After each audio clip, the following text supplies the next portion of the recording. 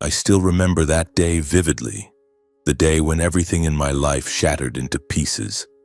It was July 12th, in the scorching heat of Fresno, California, the kind of oppressive, suffocating heat that made the air feel thick and heavy, the kind that made you want to hide inside an air-conditioned room and never come out.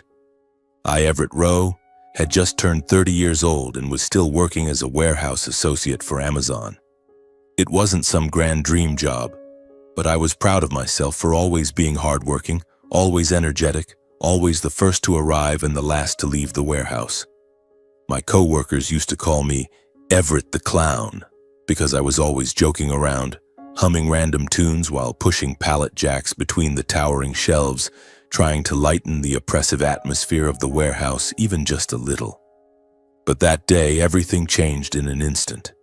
Manager Sanders, the man who always had a stony face, whom I had never once seen smile, called me into his office. He slid the termination letter across the desk and said in a flat, emotionless voice, as if reading from a script, "The company is doing layoffs due to budget reasons. You're on 27 the list.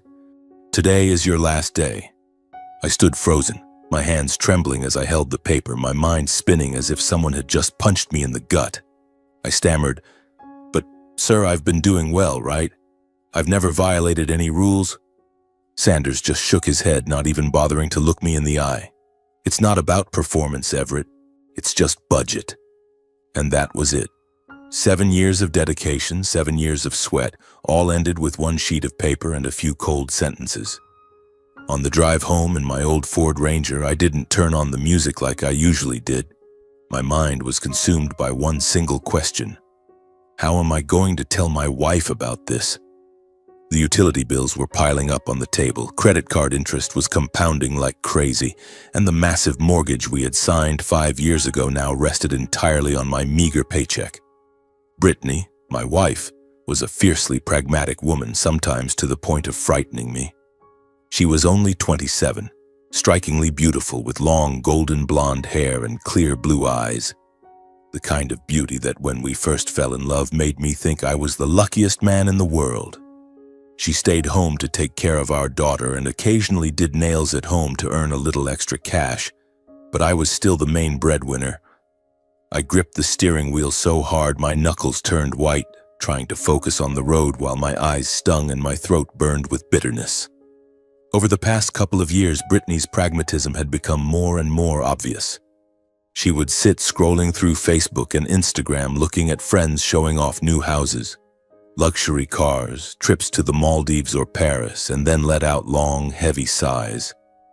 Every time I would just force a smile, put an arm around her and say, "Be patient, babe, I'm trying."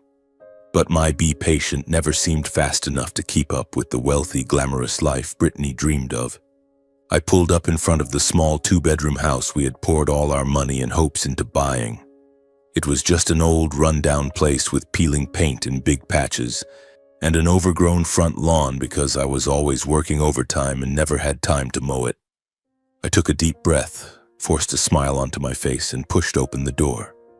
Zena, my daughter, was playing with her toy kitchen set on the living room carpet. When she saw me, she squealed happily, "Daddy!" She ran straight into my arms, her tiny arms wrapping tightly around my neck. I held her close, my nose burning, fighting back tears.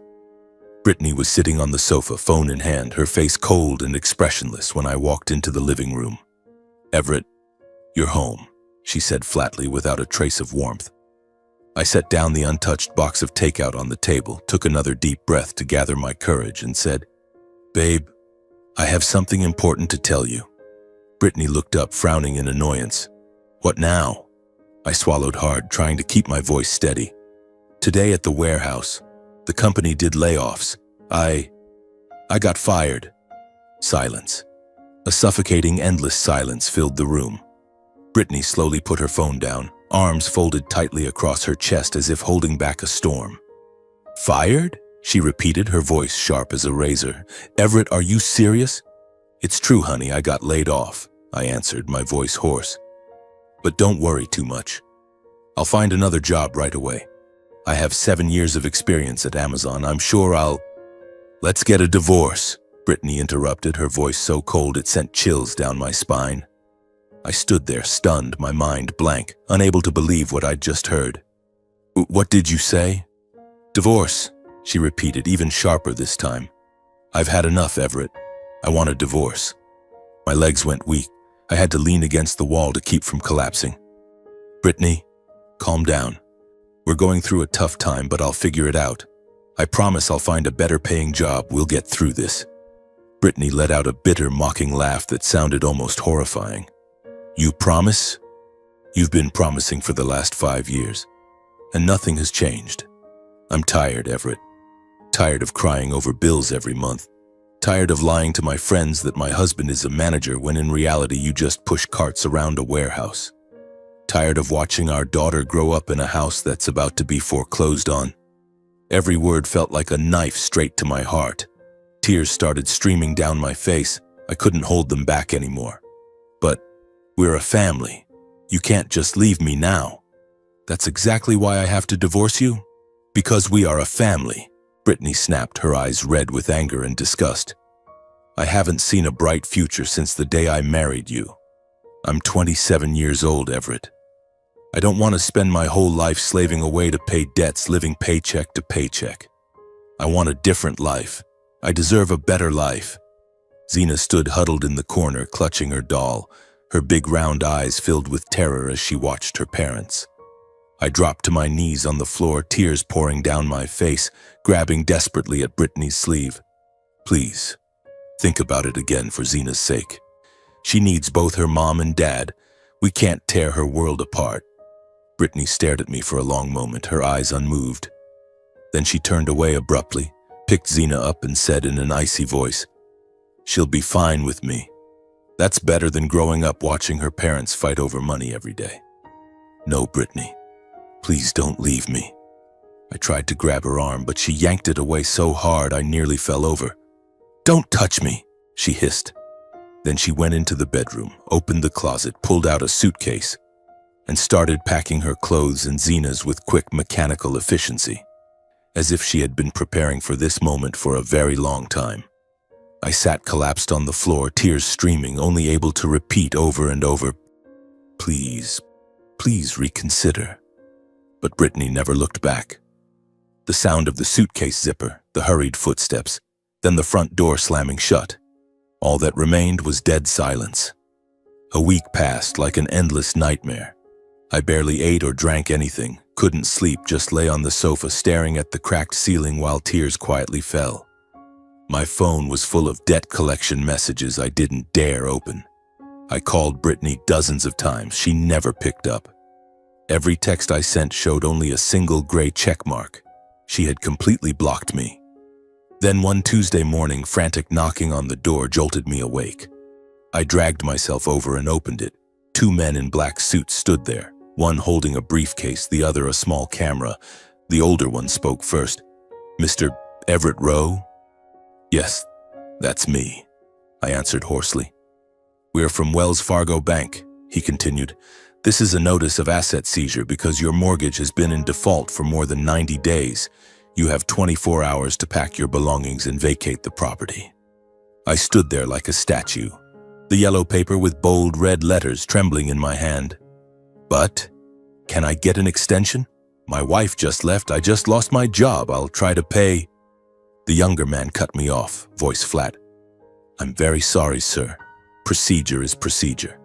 With that, they left, leaving me frozen in the doorway. I turned back for one last look at the house. The old sofa where Brittany used to lie watching movies, the dining table where Zena loved to draw and play, the bedroom that still carried the faint scent of her perfume. I went back to the bedroom, hastily stuffed a few changes of clothes into a backpack, grabbed the family photo from last year, when we were all still smiling genuinely, and walked out the door. My tears had long since run dry. An old moving truck carried me and a few pitiful cardboard boxes away from the neighborhood where I had lived for 5 whole years. Behind me, the house was sealed with bright red tape. I no longer had a home, a job, or a family. In just a short time, I had lost everything. I drove aimlessly, eyes blurred with tears that kept welling up. Fresno now looked alien to me. Even the familiar streets seemed to mock my face. I pulled into a cheap motel off the highway and paid $50 for one night, almost the last cash left in my wallet. The room reeked of old cigarette smoke. The mattress sagged deeply, and the roar of semi-trucks thundering past the window never stopped all night. I lay there staring at the stained ceiling, my mind completely blank. I thought about Xena. Where was she sleeping tonight? Was she crying for her daddy? I thought about Brittany. How could she turn her back so fast? And I thought about my adoptive parents, Reed and Cora Rowe, who lived on the outskirts of Bakersfield, just over an hour's drive away. They were the last lifeline I had left in this world. True, their love had always been cold and conditional while I was growing up, but at least they had raised me, given me a name, and put a roof over my head. I told myself that in a moment of crisis like this, they would surely open their arms to me. Dad Reed was gruff, but he always said, "A man has to stand on his own 2 feet," so he would probably give me some advice. Mom Cora complained a lot, but she was still my mother. Surely she would feel sorry for her son who had fallen into the abyss. And Finn, my younger brother, even though he was rude, had grown up under the same roof. He wouldn't let his big brother sleep on the street. The next morning, I scraped together the last of my change to buy a box of donuts and 2 cups of black coffee, then drove straight to their house. On the way, I kept telling myself to stay calm, to explain everything gently, not to let them think I was a complete failure. I would say this was only a temporary rough patch, that I would get back on my feet soon and repay them tenfold. In my head, I pictured Mom Cora hugging me, Dad Reed patting my shoulder and saying, "Come inside, son, Mom and Dad are here." Just imagining that scene warmed my heart a little. My adoptive parents' house sat at the end of a red dirt road, a single-story ranch-style home they had lived in long before they took me in. The front yard was still neat as always. Mom Cora was terrified of what the neighbors might say. I parked, took a deep breath, picked up the box of donuts and knocked. The door opened. Dad Reed stood there, tall and imposing, his white hair cropped short, his weather-beaten face deeply lined. He was wearing a tank top and old shorts. His narrow eyes scanned me from head to toe with a coldness I had never seen so clearly before. "Everett?" he said in his gravelly voice, showing neither surprise nor pleasure. "Hi, Dad." I forced a smile and held up the box. "I brought some breakfast." He didn't take it. He just stood blocking the doorway, arms folded across his chest. Mom Cora appeared behind him, her chestnut brown permed hair perfectly in place, makeup carefully applied even though she was just at home. She looked at me, her gaze sliding from my messy hair down to my muddy shoes, then wrinkled her nose as if she smelled something foul. From inside the house, Finn poked his head out. My 24-year-old adoptive brother, chubby, long hair tied in a ponytail.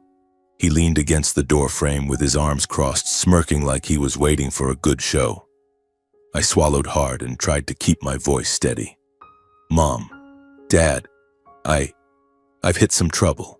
I lost my job, then Brittany. She left and took Xena with her. The bank foreclosed on the house. I have nowhere else to go. I'm only asking to stay a few weeks. I'll find a new job, I swear." Silence. A heavy silence so thick I could hear the ceiling fan whirring inside. Mom spoke first, her voice shrill and dripping with contempt. "Stay here? So now you remember your parents, huh? I thought you were too good for us, married a pretty wife, had a kid, moved out on your own." I lowered my head, voice trembling. "Mom, I'm sorry. I didn't want to bother you, but I really have no other choice." Dad roared like thunder. A grown man lets his wife walk out, loses his house, and comes crawling back to live off his parents. "How old are you, Everett?" 30, not 3. Take care of your own damn life and stop dragging your loser face here to embarrass me in front of the neighbors." I staggered back a step, my heart squeezed as if in a vice. "But Dad, I'm your son." Mom gritted her teeth and jabbed a finger in my face. "Son, you've only ever been a burden. What have you ever done right?" Dropped out of school, got fired from jobs, married a woman who left you, and now you show up drowning in debt so the whole neighborhood can gossip. I'm ashamed of you." Finn finally spoke, his voice high-pitched and mocking. He stepped forward to stand beside our parents, arms still crossed, smirking wider. Well, look who's home, big brother. What's wrong? Ran out of money already. Even strays know how to crawl back to the nest, huh?" I stood frozen, stammering, "Finn, what the hell are you saying?" He laughed louder and pointed straight at my face. "Stray, you're not even blood. You really thought you were their real son? Mom and Dad picked you up from the orphanage just for kicks. Who knew they'd end up raising such a useless piece of trash?" Dad nodded slowly, his voice low but vicious. "Finn's right. Your mother and I made a mistake for 30 whole years. We took in a parasite who brought nothing but bad luck to this family. And you still have the nerve to show your face here?" Mom piled on, practically screaming, spit flying. "Get out! Get the hell away from my house. Don't let the neighbors see you standing here one more second. I don't have a son like you." I backed away, my head spinning, tears pouring not from sadness, but from the deepest betrayal.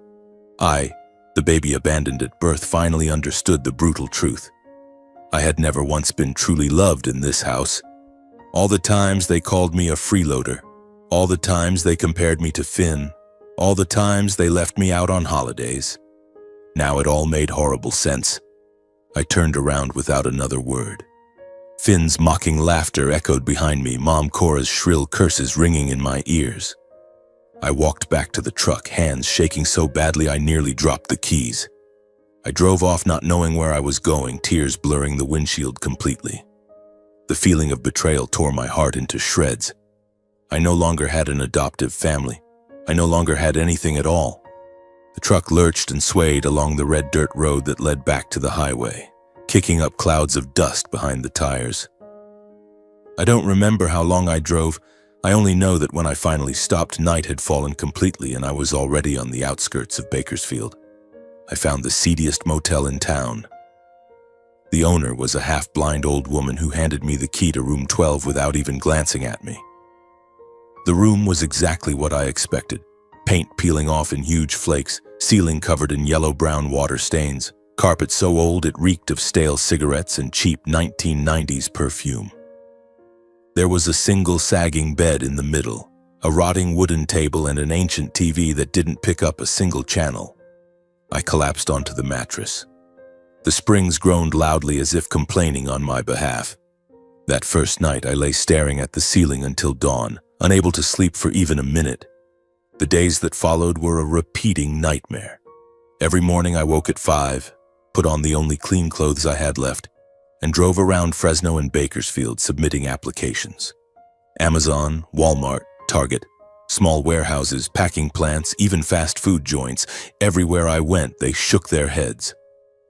"We'll call you" was the sentence I heard most often, but my phone never rang. Some were brutally honest. "You were just laid off by Amazon in the cutbacks. We don't hire anyone from that list." I'd return to the room, sit staring at the ceiling and wonder what I had done so wrong for the entire world to turn its back on me at once. Eventually, I swallowed my pride and took whatever odd jobs I could find. Moving furniture for people relocating, boxes so heavy my shoulders felt like they would tear apart. Cleaning construction sites, breathing dust all day, my back aching like it was broken. Some days I waited tables at a Mexican diner, others I washed cars at an automated car wash. Each day I earned $40 or $50, enough for 2 cheap meals in the room. I lost weight fast. My eyes grew dark circles, my hands became calloused and rough. Every night when I dragged myself back to that dark, dingy room, I sat on the creaking bed, turned on the sickly yellow desk lamp, and stared at the 4 moldy walls, asking myself, how did my life fall to the absolute bottom so quickly? Just a few weeks ago I had a wife, a daughter, a house, a steady job. Now I was nothing but a 30-year-old homeless man sleeping in a filthy motel and living on sandwiches. The emptiness of the room left me no place to hide. Questions I had buried deep since childhood now surged up like a broken dam. Who were my real parents? Why did they abandon me? Why was I placed with the Rose, a family that never once saw me as their son? Childhood memories came flooding back, piece by sharp piece, cutting like knives. I remembered scorching summer afternoons when Finn was taken to the park by Mom Cora, while Dad Reed kept me home to wash the car, mow the lawn, and clean every single window. I was only 8, my tiny hands clutching a huge brush to scrub the tires, sweat pouring down my face. "Hurry up, kid, stop being lazy," Dad Reed would yell from the sofa, eyes glued to the TV. I remembered family dinners where I was always served last. Mom Cora would put the best piece of meat on Finn's plate, then look at me coldly. "Eat less. Who do you think you are, trying to eat like a real son?" Finn would laugh loudly and mimic her. "Exactly. An orphan ought to know his place." I remembered summer vacations when the whole family went to the beach or the mountains and I was shipped off to Mom Cora's parents. They barely spoke to me. I sat alone, eating cold leftovers, staring out the window at neighbors walking their kids to the park, tears falling without me noticing. My childhood was nothing but eating, studying, and loneliness. No one ever asked if I had a good day at school. No one hugged me when I fell and scraped my knee. No one came to watch me play soccer even though I was the starting striker for the school team. Finn was the opposite. Every one of his games, the whole family showed up cheering, Mom Cora even making banners to wave. High school was worse. Finn and his friends turned me into their punching bag. They shoved me into trash cans, poured water on me in the bathroom, called me the Rowe family bastard. When I told Mom Cora, she just shrugged. "You get bullied because you're weak." Dad Reed bellowed, "A real man fights back." Useless. When I started working at Amazon, I thought things would finally change. I sent money home every month, hoping they'd be proud. They weren't. Mom Cora took the cash and said, "Consider it repayment for raising you." Dad Reed used it to go drinking and still yelled, "Bragging about that pathetic salary?" Finn sneered, "Proud of your Amazon pocket change? Still expecting Mom and Dad to carry you? Classic parasite." I had spent my entire life trying to earn their love and recognition, only to realize I had always been nothing more than a mistake they were forced to endure. Those dark memories clung to me, dragging me deeper into the abyss, until one night in October. It was almost midnight. I was sitting on the bed, hugging my knees, staring blankly into space, when suddenly there were 3 calm, measured knocks at the door. My heart pounded. Who could it be at this hour? The motel owner? The police? I stood up, hands shaking, and opened the door just a crack. A tall man stood there in a thick wool overcoat, collar turned up, covering half his face, looking polished and completely out of place. He appeared to be in his 50s, silver hair cut short, sharp brown eyes. He gave a small, polite smile and spoke in a low, warm voice. "I'm very sorry for the late hour. Are you Everett Rowe? I have something extremely important to discuss with you. 10 minutes, that's all." I was wary, still gripping the doorknob, but for some reason I opened the door wider and stepped aside. "Come in." He entered. A subtle masculine cologne followed him, completely at odds with the room's moldy stench. He sat on the only chair. I sat on the edge of the bed facing him. He reached into his coat pocket and handed me a business card. Thick stock, gold-embossed letters. Parker Price, Senior Attorney, Price & Associates Law Offices. "My name is Parker Price. I am the personal attorney for Mr. Alfred Veilstone, founder of the Veilstone Group, currently residing in Jackson Hole, Wyoming," he said slowly and clearly. I took the card with slightly trembling fingers. The name Alfred Veilstone rang a bell. "You mean the billionaire Alfred Veilstone, the one who founded the famous Veilstone Group in Wyoming?" I asked. Parker nodded gently. "But I have no connection to him whatsoever." "You must have the wrong person," I said firmly. Parker looked straight into my eyes, his gaze softening as though choosing every word carefully. "No, Everett, I'm not mistaken. Mr. Alfred Veilstone is your biological father. He has been searching for you for many years. He is now very ill, terminal cancer. Before he passes, he has only one wish: to see his son just once. The world around me stopped spinning. I could hear the blood rushing in my ears, my heart pounding in my chest. Biological father? I repeated hoarsely. What are you talking about? I'm an orphan. I was adopted by the Rowe family. That is correct, Parker nodded slowly. But the Rowes did not adopt you in the way you believe. You should meet Mr. Alfred and speak with him directly. He will give you all the answers. I sat frozen, my mind reeling. My real father was a billionaire? He had been looking for me all these years? It sounded like the plot of a cheap movie. Impossible, unreal.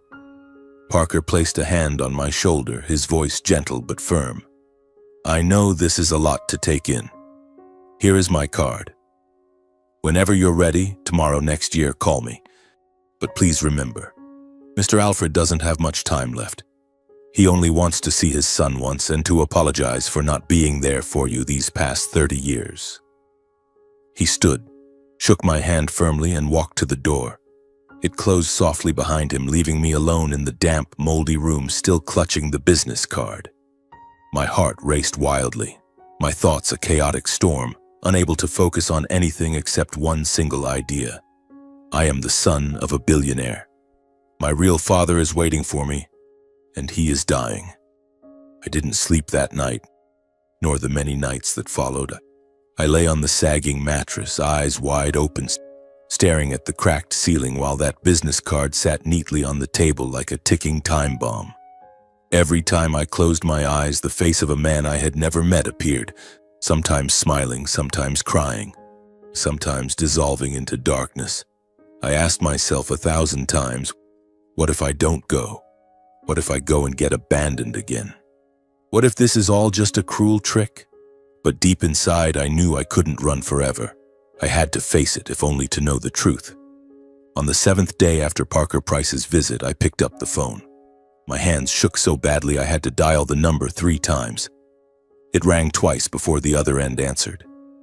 Hello, Parker Price speaking. His voice was still the same low, warm tone from that night. I swallowed hard. It's Everett Rowe. A second of silence, then a soft, genuinely joyful laugh. Everett, I've been waiting for this call for days. Are you all right? I want to meet Mr. Alfred, I said, my voice trembling.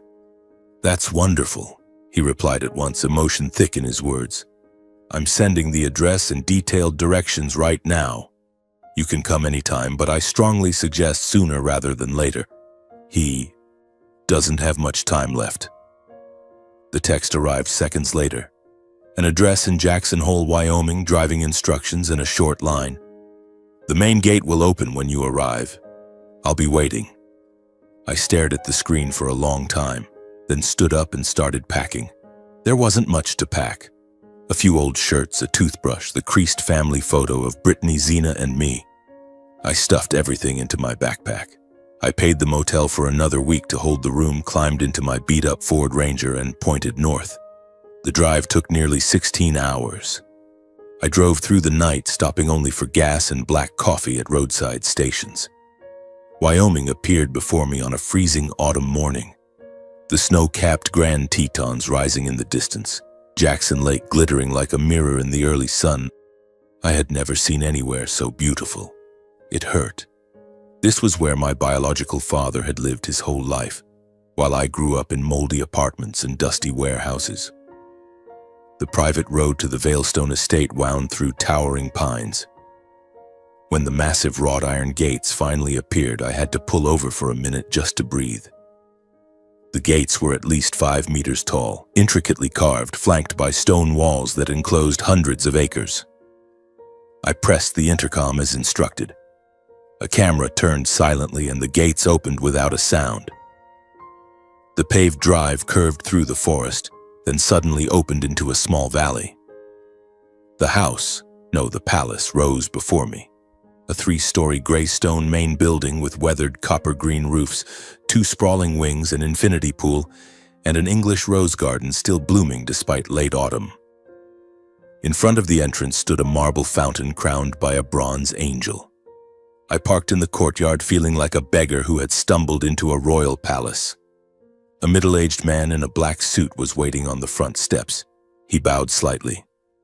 "Master Everett, I am Charles, the butler. Please follow me." I followed him through towering oak doors. The interior was even more overwhelming. Polished Italian marble floors, a ceiling painted with Renaissance-style frescoes, Swarovski crystal chandeliers sparkling in the sunlight. The faint scent of sandalwood mixed with the sterile smell of medicine. We walked down an endless hallway lined with huge original oil paintings. Every footstep echoed absurdly loud. I kept my head down, clutching my backpack straps, wondering if I truly belonged here at all. Charles stopped before an intricately carved walnut door. He knocked twice, then opened it. "Please come in. Mr. Alfred is waiting." I stepped inside. My heart pounded so hard I thought it would burst. The room was enormous, yet heavy with the smell of medicine and the rhythmic hiss of an oxygen machine. In the center stood a large hospital bed surrounded by state-of-the-art equipment. Lying there was an old man with snow-white hair, gaunt cheeks and pale skin. But his steel-gray eyes lit up the moment they saw me. It was Alfred Veilstone.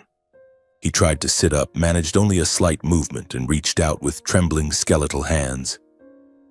Tears were already rolling down his cheeks. "Everett, my son, it really is you." I froze in the doorway, throat locked tight. "Dad? Sir? Or just a stranger who happened to share my blood?" I was terrified that if I stepped forward, everything would vanish like soap bubbles. Alfred began to cry openly, his voice weak but overflowing with emotion. "Come here, son. Please let me see you clearly." I walked forward as if in a dream, each step heavy as lead. I sat on the chair beside the bed, an ocean of space between us, though we were only a meter apart. Alfred reached out and touched my cheek. His hand was ice cold but shaking with joy. "You look so much like your mother. Those eyes. Aurora had the exact same eyes." I couldn't hold it back anymore. Tears poured down my face. Alfred gripped my hand tightly and began to speak in a hoarse, laboring voice, forcing out every word. He told me that when he was 25, he had just returned from Europe to take over the family empire. Aurora was a 20-year-old maid, beautiful, gentle, always smiling. They fell deeply in love in secret within these very walls. Stolen afternoons in the rose garden, nights hidden in the old library. Their love burned fiercely but was forbidden from the start.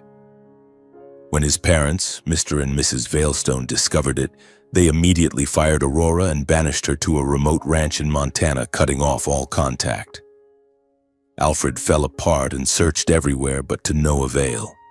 He thought she had left him forever. 4 years ago, when doctors told him he had terminal lung cancer, the butler Charles finally revealed the truth.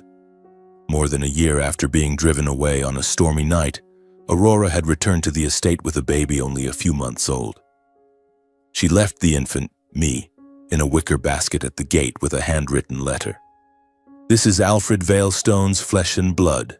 Please take care of our son." Then she disappeared forever. No one knew where she went or whether she was alive or dead. The butler, terrified at finding a baby on the doorstep, didn't dare bring me to Alfred. Instead, he followed protocol and reported it to the elder Veilstones. They didn't want their son to know of my existence, so they secretly placed me with a poor family in Fresno, sent monthly payments to keep them quiet, and ordered that the truth never be revealed. My father paused, gasping for breath, eyes red. He squeezed my hand harder. When Charles told me, I thought I had died and come back to life. I didn't know I had a son. Once I learned the truth, I hired people to search every orphanage and adoption record. It took years, but we finally found you just weeks ago. He sobbed like a child. "I'm sorry, son. I didn't know. I wasn't there for you. I couldn't protect you or your mother." Hearing it all, my heart twisted. Anger toward his parents who had torn us apart. Pity for the dying man before me.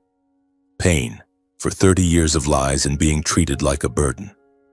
And fear that this was only a dream, that I would wake up alone again, Alfred wiped his tears, voice faint but resolute. I want to claim you as my son, Everett. I want to make it right, even if I only have months or weeks left. I want you to carry the Veilstone name. I want you to have everything that should have been yours from the beginning. I looked at him, my heart so chaotic I could barely breathe. I stood up, voice choking. I need time. I don't know how to process all of this yet. He nodded, tears still falling. I understand. But please come back. I don't have much time left, son. I just want to be with you for whatever days I have. I walked out of the room, legs heavy as lead. Charles led me back through the endless corridor, past priceless paintings and ancient vases that could have bought my entire old life 100 times over. When I stepped outside, I realized I had been crying the whole time. I sat in the truck, gripping the steering wheel, watching the massive estate disappear behind the pines. I had found my origin, but the answer still hung suspended in midair. In the days that followed, I lived like a sleepwalker. I returned to my old motel on the outskirts of Jackson Hole. Every night I lay staring at the cracked ceiling, replaying every word Alfred had said, every tear that had rolled down his face. The more I thought about it, the clearer it became. The fault wasn't his. He was a victim too. A victim of his own parents, of their obsession with status, of secrets buried for 30 years. The ones truly to blame were the people who had torn us apart, not the dying father lying there waiting for me. And then he started calling. The first time was the very next evening after our meeting. My phone buzzed with an unknown number. I answered, and that familiar hoarse voice came through. Everett, are you asleep yet? I just wanted to hear your voice for a moment. I was silent for a few seconds, then answered, I'm not asleep. Is something wrong? Dad? From that day on, he called every single day, sometimes 2 or 3 times. He asked what I had eaten, whether I was sleeping well, if the Wyoming weather was too cold today. He sent money, the first time $5,000 wired straight to an account I hadn't touched in years, along with a message. Don't refuse it, son. I just want to make up even a tiny bit for what you should have had all along. I thought about sending it back, but then I remembered my empty stomach and the rent that was almost due. I kept it and it hurt. That care, however late, was so genuine it melted something inside me. No one had ever worried about me like that, whether I'd eaten 3 meals, whether I was warm enough, whether I was taking care of myself. Brittany had asked, but only when she still needed me. My adoptive parents never had. I started visiting him more often. At first once a week, then 3 or 4 times a week. I sat by his hospital bed and told him about the childhood spent being despised, about sleeping on the sofa because Finn had taken my room, about being called a parasite in front of relatives. I told him about Brittany leaving, about Zena, whom I missed so much it felt like madness. Alfred listened without interrupting, just holding my hand tightly. Sometimes he cried openly. Sometimes he turned away so I wouldn't see him wipe his tears. I'm sorry, son, he repeated like a prayer. I should have found you sooner. I slowly grew used to the estate, used to Charles bowing every time I arrived, used to the scent of pine and roses in the hallways, used to having hot, delicious food waiting even if I only stayed a few hours. I started smiling more, sleeping better, and for the first time in years I felt truly loved. But the peace didn't last. One late autumn afternoon I left the estate later than usual. Alfred had fallen asleep after his pain medication. I kissed his forehead gently and slipped out. As I stepped into the grand marble foyer, I froze. 2 people stood in the middle of the floor. The woman was about 55, hair perfectly curled and dyed golden blonde, dripping with glittering jewelry, wearing a designer dress that hugged her still trim figure. That was Magnus Veilstone, Alfred's legal wife. Beside her stood Knox, my half-brother. He was around 28, tall, coldly handsome, wearing an expensive leather jacket, a Rolex flashing on his wrist. They both turned and looked at me like I was a fly that had wandered into a royal banquet. Magnus smiled, a smile so fake it sent chills down my spine. Oh, this must be Everett, right? My husband's surprise son? Knox folded his arms, scanning me from head to toe as if pricing junk at a flea market. I nodded stiffly. I'm Everett. Hello, ma'am. Hello. Magnus stepped closer, her heavy perfume suffocating. So I hear you're Alfred's biological son? What a shock. And you show up right when he's at his sickest. How miraculous. Her voice dripped honey, but every word was a needle. Knox smirked and added, Exactly, Mom. He must have studied Dad's medical schedule very carefully to pick this perfect moment to play the long-lost son, huh? The Veilstone fortune is huge. Who wouldn't want a piece? Blood rushed to my face, but I forced myself to stay calm. I didn't come for the money. I just wanted to know who my real father is. Magnus let out a high, tinkling laugh that echoed through the hall. Of course. Nobody ever admits they're here for the money. You're just like your mother, aren't you? She knew exactly when to sneak in, too. Knox stepped closer, voice low and threatening. Listen up, hillbilly. My dad is dying. Stop bothering him. If you want cash, name your price. I'll pay you to disappear and spare us the tear-jerking father-son act. I clenched my fists, voice shaking with rage. I don't want your money.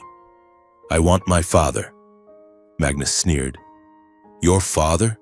Are you sure about that? Or are you just a bastard trying to grab a share? I couldn't answer. My throat closed up, eyes burning. I turned and walked out of the hall, Magnus's high heels and Knox's mocking laughter chasing me. I sat in my truck, hands trembling on the wheel, tears falling onto the steering wheel. I had known I didn't belong here, but I hadn't expected them to be that vicious. And that was only the beginning. A few days later, every odd job I had suddenly vanished.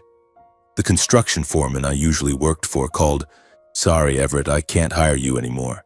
Someone called and threatened me. The car wash, the diner, the moving gigs all refused me. I was unemployed again. Then the anonymous calls started. A strange male voice distorted through a changer. You think you're clever? Get out of Jackson Hole or you'll regret it. Some nights I heard a car crawl slowly past the motel, headlights sweeping across my window like a searchlight. The worst came on a night of pouring rain. I had just gotten back to my room when someone started pounding on the door. I opened it. Knox stood there, soaked, face red from alcohol.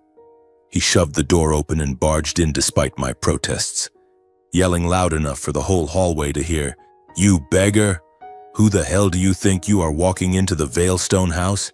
You bastard! You're only good at bleeding a dying man dry. Neighbors poked their heads out. I wanted to sink into the floor from shame. I tried to push him out. Get out. Stop making a scene.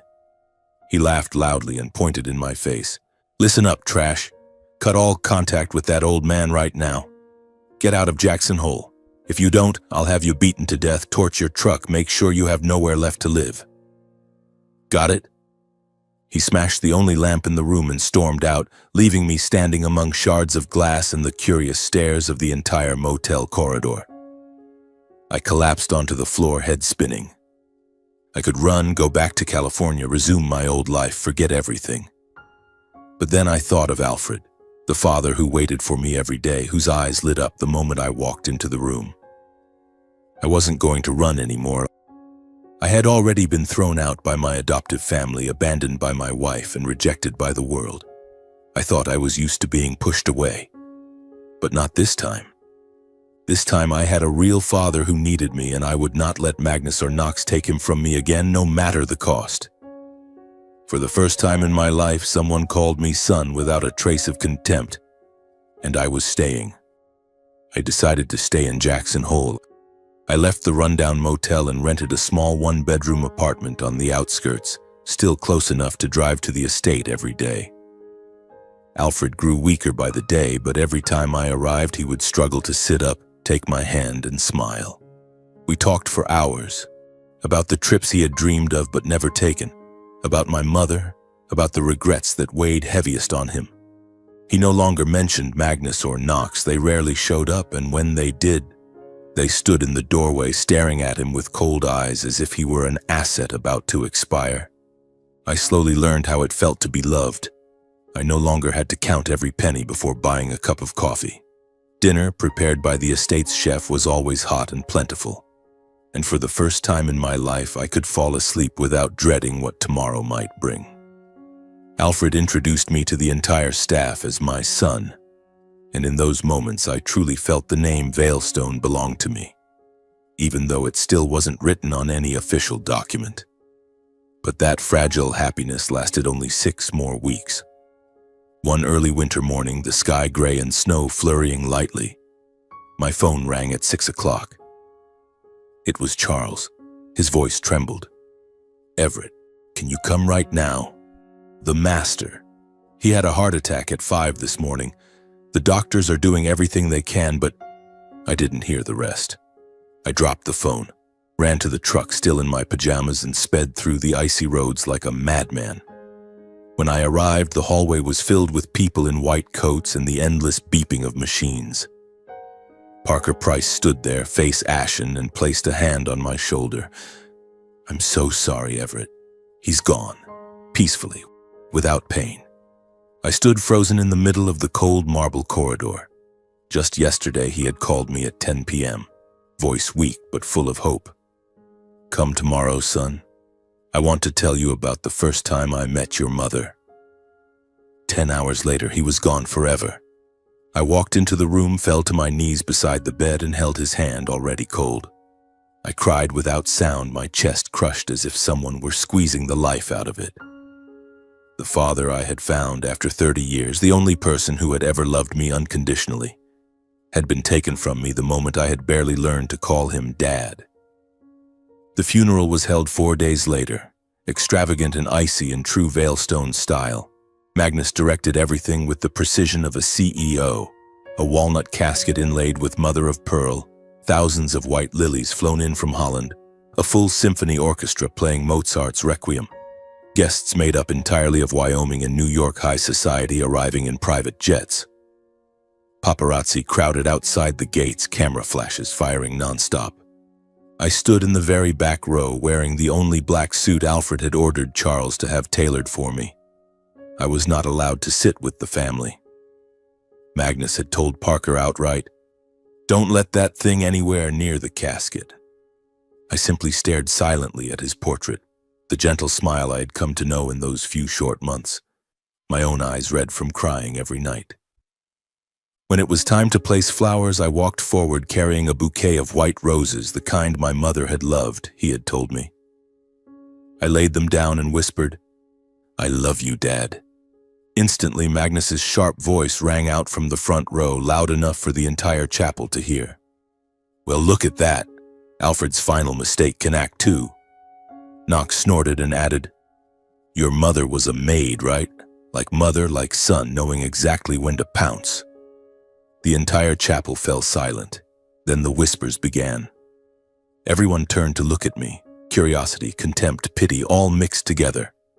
Rage surged through me, blood pounded in my ears, my fists clenched so hard my nails dug into my palms. But I remembered his last words to me.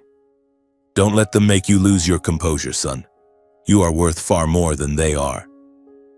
I swallowed my tears, turned, and walked back to my corner, seeing my father off in painful silence.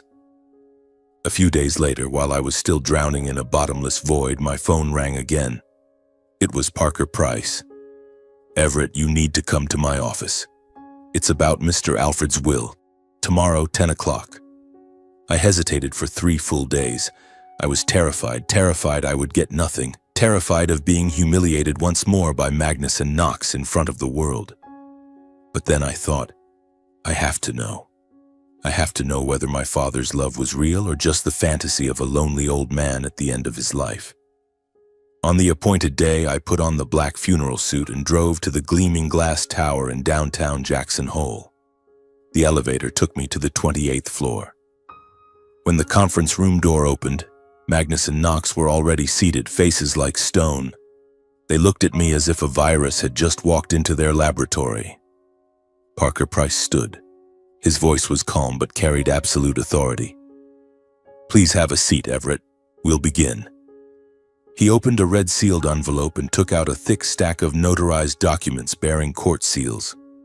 Then he began to read, every word clear and deliberate. I, Alfred James Veilstone, being of sound mind and body, declare this to be my last will and testament.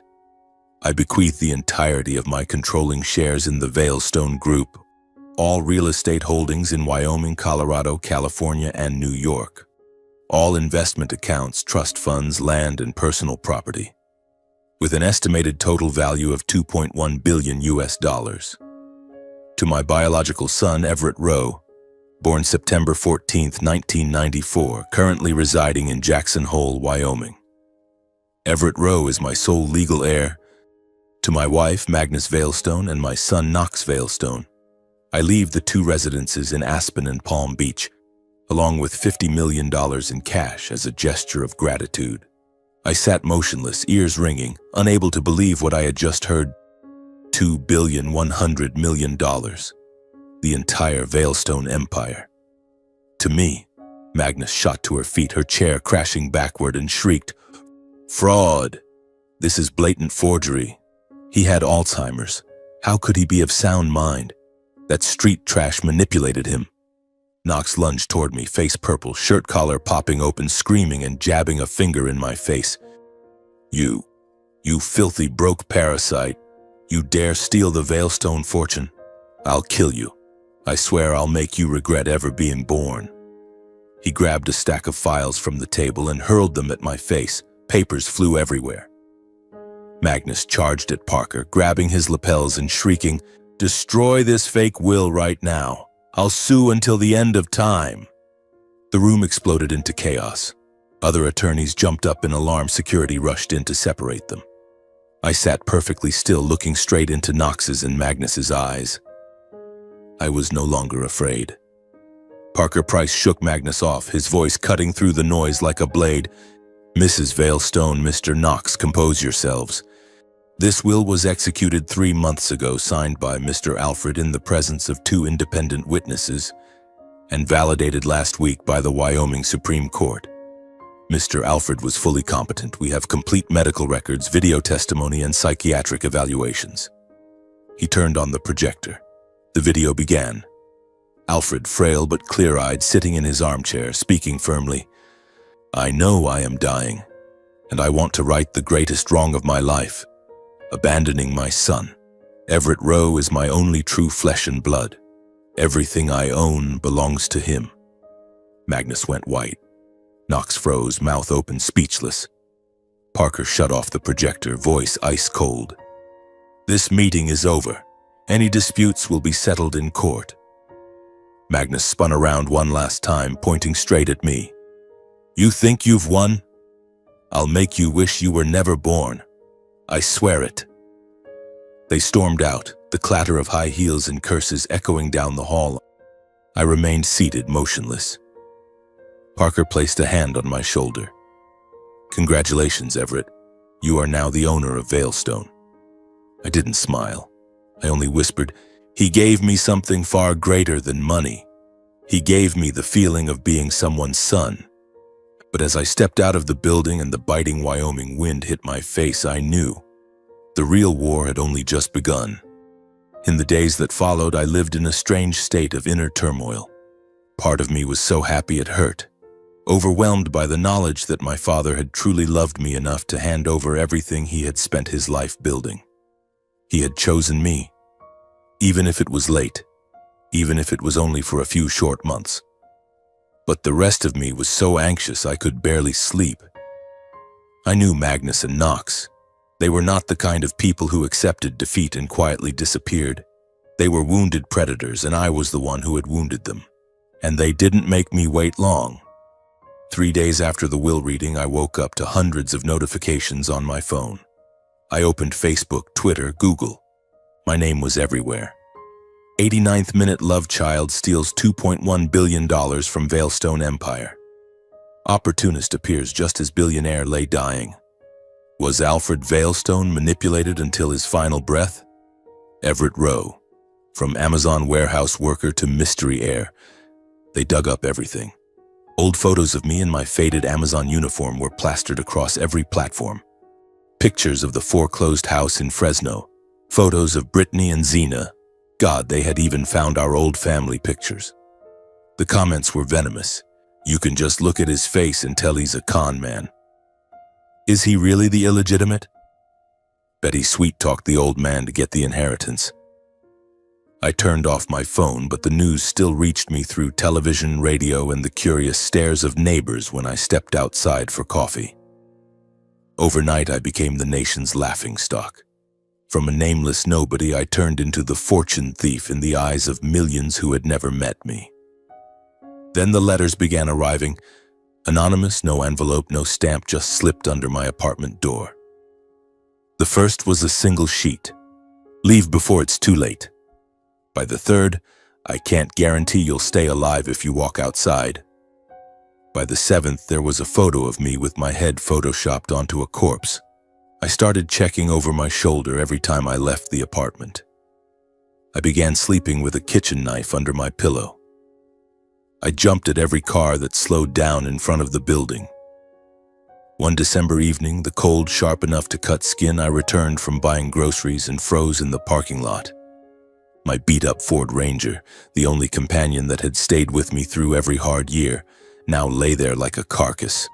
Windshield shattered, side mirrors smashed, all four tires slashed deep, and the words trash carved into the paint with something sharp. I knelt among the broken glass, hands shaking as I picked up a note smeared with fake blood. Get out, trash. Next time it's you. I collapsed onto the freezing concrete, mind reeling. I couldn't let this keep escalating. If I stayed silent, they wouldn't stop. They would hurt not just me, but Zena and innocent people around me. I had to do something. The next morning, I put on my only black suit, rented a car, and drove to the Veilstone estate. I didn't call ahead. I just wanted to face them once, eye to eye, and end it. Charles opened the gate, face pale when he saw me. Master Everett, you shouldn't come today. Mrs. Magnus and Master Knox are furious. I walked straight into the cold marble foyer anyway.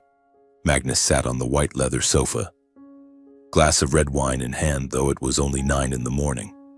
Knox leaned against the wall, hands in pockets, eyes narrowing when he saw me. Magnus looked at me like I was a stain on her white carpet. What are you doing here? Come to gloat? I took a deep breath and kept my voice steady. I didn't come to argue. I came to offer a settlement. I don't want war.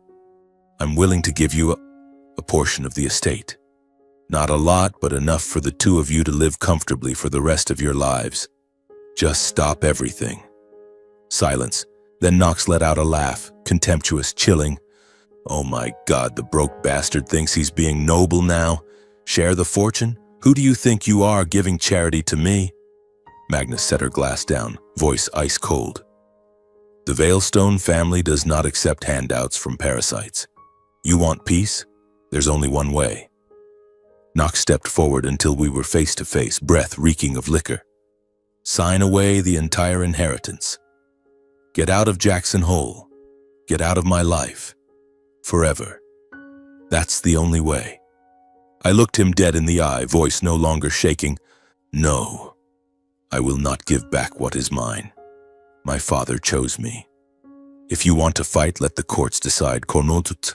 But I'm done running. The air in the foyer seemed to explode. Magnus shot to her feet and shrieked, Security! Throw him out of my house right now. Knox grabbed my collar and snarled, You're going to regret this, you bastard. I pried his hand off, straightened up, turned, and walked away. Magnus's screams, Knox's curses, the pounding footsteps of security guards, all of it chased me like a storm. I stepped through the massive front doors and the December wind slapped my face. I didn't look back. I had chosen to stay, and I would fight to the end. The trial was scheduled for an early spring morning, when the last snow on the Grand Teton Range had begun to melt and Jackson Hole was bathed in soft, pale, golden sunlight. The Veilstone inheritance dispute had captured the attention of the national and even international media. From dawn, dozens of reporters in live broadcast vans packed the sidewalk in front of the Wyoming federal courthouse. They jostled one another, waiting for the moment the billion-dollar battle officially began.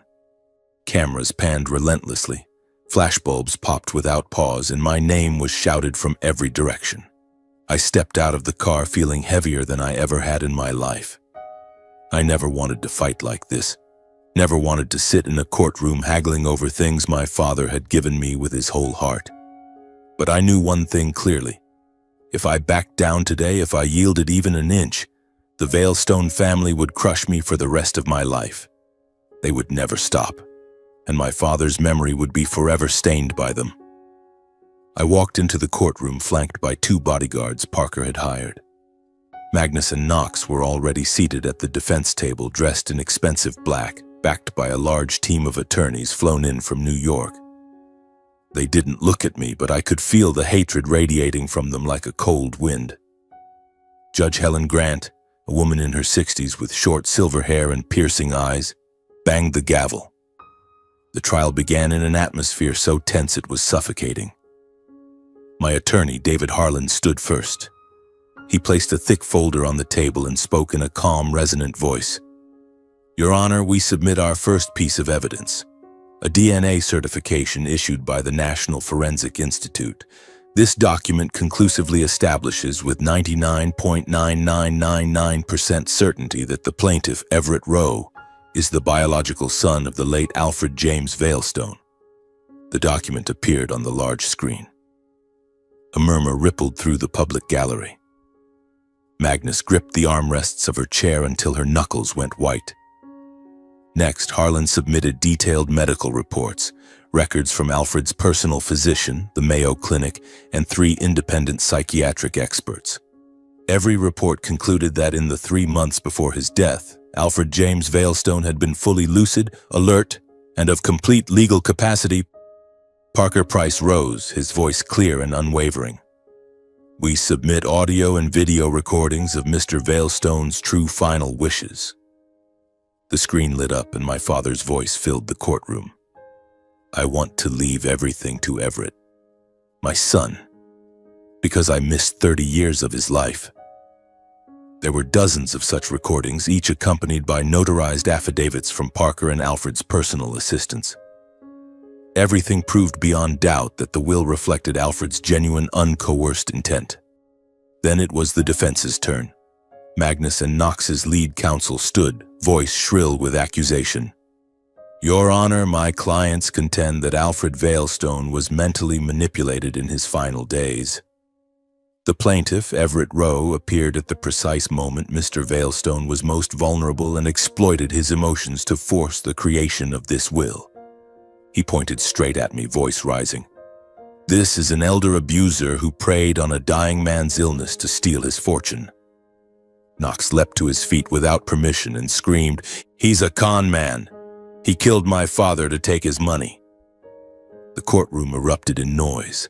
I clenched my fists under the table, nails digging into my palms to stay calm. Parker placed a steadying hand on my shoulder and whispered, "Everett, stay calm." Their attorney demanded the will be re-examined in its entirety. Judge Grant glanced at the files and immediately shook her head. "Request denied. All documents were properly notarized by a state official, witnessed by living individuals, and recorded on video at the time of signing. There is no legal basis for doubt." A heavy silence fell. You could hear the wall clock ticking. Judge Grant reviewed the file one final time, then looked up. Her voice rang through the room. "Having examined all evidence, testimony, and documentation, this court rules that the last will and testament of Alfred James Veilstone is fully valid. Mr. Everett Rowe is hereby declared the sole legal heir to the entire Veilstone estate." The gavel fell with a sharp crack, like thunder ending a storm. Magnus collapsed back into her chair, face drained of color, clutching her chest and gasping. Knox slammed his fist on the table, veins bulging in his neck, face crimson with rage. But he could do nothing. The judgment was recorded, permanent, irreversible. Outside the courthouse, the press exploded like fireworks. Headlines raced across television screens and social media. "Veilstone Empire falls to son hidden for 30 years. Inheritance reversed, from warehouse worker to billionaire. Illegitimate son defeats tycoon family. I pushed through the swarm of reporters lunging like wolves, answering no questions. Parker clapped me on the shoulder. "You won, Everett." I only nodded. Inside, I felt no victory. I drove back to the old rundown apartment I had kept. I sat by the window, quietly watching the little street where the melting snow dripped from rooftops and weak spring sunlight fell across the worn floorboards. From a homeless man with nothing, I had become the owner of a $2.1 billion fortune. But there was not a single spark of joy in my heart. I saw only one cruel truth. Every tragedy, from the family hatred, my father's death, to this bloody legal war, had sprung from money and the bottomless greed of human beings. My father had died simply because he wanted to right a past wrong. I had nearly died simply because I wanted to hold on to the last love he ever gave me. And Magnus and Knox had lost everything simply because they could not accept one simple fact. Blood cannot be bought with money. I looked out the window and whispered to myself, "Dad, I won. So why do I still feel like I lost?" 3 days after the trial, I wanted nothing more to do with the Veilstone name, nothing to do with those 9-figure numbers weighing on my shoulders, nothing to do with the prying stares from strangers every time I stepped outside. I met Parker Price one last time in his office in Jackson Hole. I told him straight, "I want to sell everything. The company shares, the real estate, the investment funds, sell it all." Parker looked at me for a long time, then nodded. "Are you sure? This is an entire empire." I gave a faint smile. "That empire killed my father. I don't need it." The sale happened quickly. Major investors swarmed like sharks to fresh meat. Within 6 months, all that remained was an enormous but clean pile of cash, enough to live 10 lifetimes without ever working again. But that wasn't what I wanted. I wanted to start over with my own 2 hands. I left Wyoming without looking back. I drove my old pickup, the one I kept even though I could now buy a fleet of supercars, west toward the Oregon coast. I chose a small town called Cannon Beach, where the Pacific Ocean pounds the shore day and night and morning fog wraps everything in a soft blanket that hides the past. I bought a small cedar-shingled house on a hill overlooking the sea. 2 bedrooms, 1 living room, an open kitchen and a wide wooden deck. Just enough for a man who had once lost everything to find peace again. I started a home renovation and repair company. The name was simple, Rowe and Daughter Renovations, because I knew that one day Zena would come home to me. I did everything myself, building furniture, painting walls, laying floors, fixing porches. The first few weeks my hands blistered from the power saw and my back ached from lifting, but I was happy, truly happy. I earned my living with sweat and my own strength, not with numbers on paper. The people in the little town gradually got to know me. The new guy. Solid work, doesn't talk much. I smiled at them, shared a beer after jobs, and for the first time in my life I felt like I belonged somewhere. The simple life by the ocean healed me little by little. Mornings I woke early, brewed black coffee, and sat on the deck listening to the waves. Afternoons I walked the beach, picked up seashells, let the salt wind blow the painful memories away. At night I slept deeply. No more nightmares about Magnus, Knox, or threatening letters. I learned to live slowly again, learned to forgive myself for ever believing I didn't deserve to be loved. Then one autumn afternoon, leaves turning gold, when I came home covered in sawdust, I saw an old car parked in front of the gate. My former family stepped out, Reed, Cora, and Finn. They looked thinner, worn out, clothes shabby, faces hollowed by hard times. The moment Cora saw me, she burst into tears and ran to hug me. "Everett, my son, I'm so sorry." Reed stood behind her, eyes red, voice hoarse. "Son, we were wrong. We've fallen on hard times. The house was foreclosed. Please help us." Finn forced an awkward smile and slapped my shoulder. "Big bro, you're rich now. Invest in a couple of my big projects. I've got killer business ideas, just need some startup capital." I stood still and looked at them. No anger, no hatred, just distance. I listened as Cora sobbed about their debts, Finn's gambling, Reed's illnesses. When they finished, I simply shook my head. I stopped being your son the day you threw me out like a stray dog. I have nothing to do with the Rowe family anymore. Please leave. Cora cried harder. Reed stared at the ground. Finn muttered curses under his breath. They got back in the car and drove away.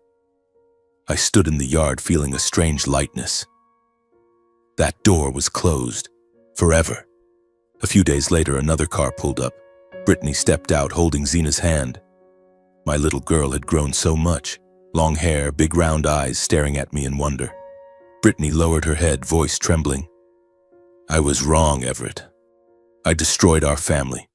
She needs her dad. I need you. I looked at the woman who had once been my wife, who had left me when I was at my lowest.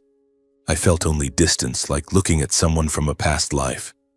I will always need Zena, I said slowly, but I don't need you anymore.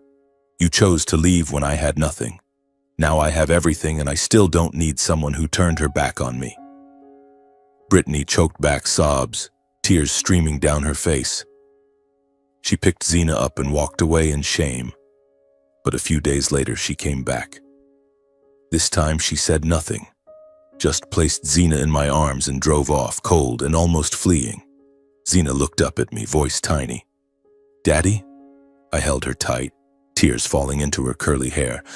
I'm here, baby girl. From now on, it's just you and me. I brought her inside. I taught her to listen to the ocean, to collect seashells, to understand that love can't be bought with money. She smiled more, slept better, and I found my reason to live again. I closed every door to the past. The adoptive family, the ex-wife, the lawsuits, the grudges. I no longer hated. I simply lived for the present. For mornings filled with the sound of waves, for Zena's laughter echoing through the little wooden house. For days spent working with my own hands. I had paid for this peace with my entire youth. But now, sitting on the deck watching the sunset paint the ocean crimson, I know I have finally found home. A real home, not built with money but with love. And for the first time in my life, I am truly free. I closed every door to the past, the adoptive family, the ex-wife, the lawsuits, the grudges. I no longer carried hatred. I lived only for the present, for the early mornings listening to the waves lapping gently at the foot of the hill, for Zena's bright laughter ringing through the little wooden house, for days spent working with my own hands, sweat dripping onto fresh pine-scented floors. The new life slowly found its rhythm. My renovation company grew in reputation, not through flashy ads, but because of the old houses I brought back to life. New roof tiles, sparkling windows, walls painted in warm colors. Word spread among the locals. That guy Everett in Cannon Beach, solid work, never overcharges. I smiled when I heard it. I didn't need to get richer. I only needed enough. One winter evening after Zena was fast asleep, I sat by the fireplace with a mug of hot cocoa. I opened an old notebook and wrote down a single name, Alfred Veilstone.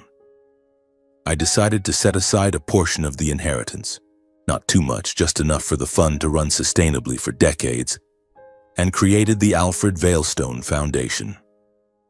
It would support orphaned children and young people abandoned by their families the same way I had once been a child with no parents, treated like a burden. There was no grand launch, no press, no glossy photos. I did it quietly. Because I know those kids curled up in orphanage corners, those young men wandering the streets. They don't need camera flashes and long speeches. They need tuition money, 3 meals a day, a temporary roof, and just one person to tell them, you are not alone, and you are not worthless. I often took Zena with me on the charity trips. She was 7 now, eyes shining whenever she saw younger children. We drove to Portland, Salem, the forgotten corners of Oregon the news rarely mentions. Zena wrapped gifts with her own hands, hugged strangers, and asked me in her serious little voice, Daddy, why don't they have moms and dads? I held her close and answered, because life isn't always fair, sweetheart, but we can make it a little fairer. I wanted her to grow up with a heart that aches for others. Compassion, that is the greatest inheritance she can carry through life, not the numbers in a bank account. One cool autumn morning, maple leaves blazing red along the road, I took Xena to Jackson Hole for the first time. We visited the cemetery where my father rests.